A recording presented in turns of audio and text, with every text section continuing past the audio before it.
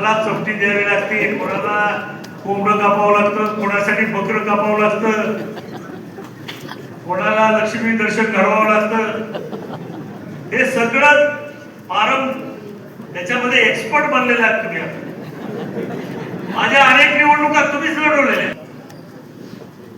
या निवडणुकीमध्ये कसं मतदान घेतलं ते त्यांना चांगलं माहिती आहे आणि त्याच्यासाठी काय काय दारुगोळा लागतो. शेवटच्या 2 दिवसात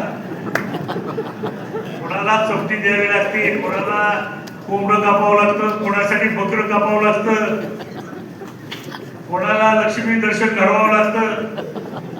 हे सगळं त्याच्यामध्ये एक्सपर्ट बनलेले आहात तुम्ही. माझ्या अनेक निवडणुका तुम्हीच लढवलेल्या.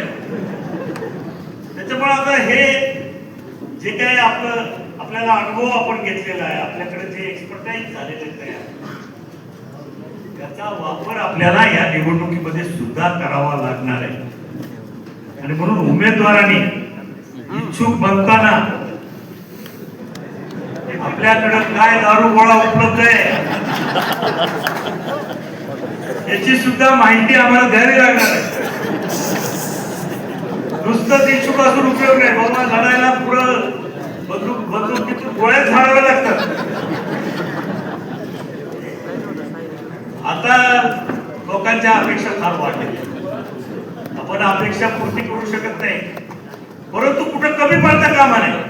समोरचा माणूस जर 100 रुपये खर्च करणार असेल तर आपणही 100 रुपये खर्च करण्याची तयारी करू. एवढंच माझं म्हणण्याचं मत आहे.